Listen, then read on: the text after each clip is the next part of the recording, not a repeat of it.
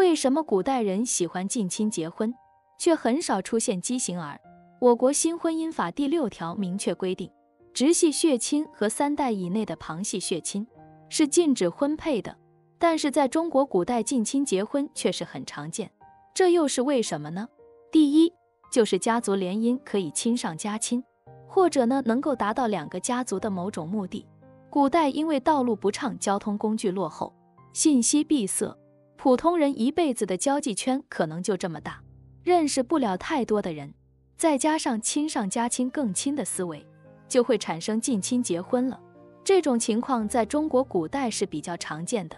当时因为封建礼数，女子是大门不出二门不迈，找婆家全靠媒人的一张嘴。这种情况之下呢，相对比较熟悉的表亲就更加可靠一点，而且这样的话呢，婆婆就也是自己的亲戚，就不太会刁难媳妇，这样男女双方的家庭都比较了解，为了2个家庭的利益，就选择了近亲结婚。第二点呢，就是历史上近亲结婚的现象跟当时封建社会统治是有关系的。因为在古代是分3、6、9等的，什么样的身份等级，就只能和自己相同等级的人才能结婚。古代是非常看重门当户对的，而且婚姻呢，基本上都是被父母包办的。我们就举一个简单的例子，比如说在汉朝的时候，也有与匈奴联姻的情况，但是这在当时在大家的眼里是一个耻辱。第3方面嘛，就是政治或利益的需要了，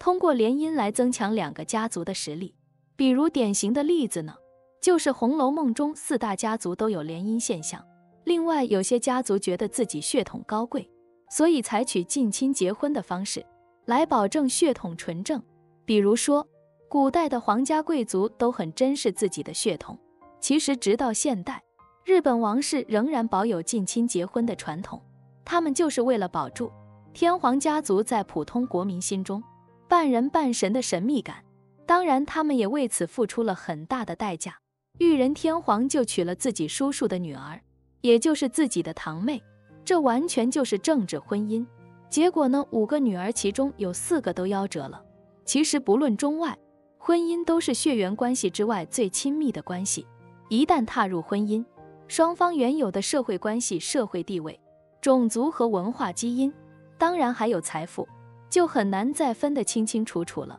所以有人就想通过婚姻来得到点什么，有人还想通过婚姻来保住些什么，这其实是很自然的想法。在古代，由于受到各种条件的限制，陌生人之间的交流并不容易，更不要说相互信任和相互爱慕了。所以说在当时的历史条件之下，亲上加亲也可以理解为一种明智变结合保险的选择。用我们中国人的老话说，叫做知根知底，肥水不流外人田。当然近亲结婚在当今社会是不提倡的，从遗传学的角度来说，近亲结婚对子孙后代非常不利，很容易出现遗传疾病。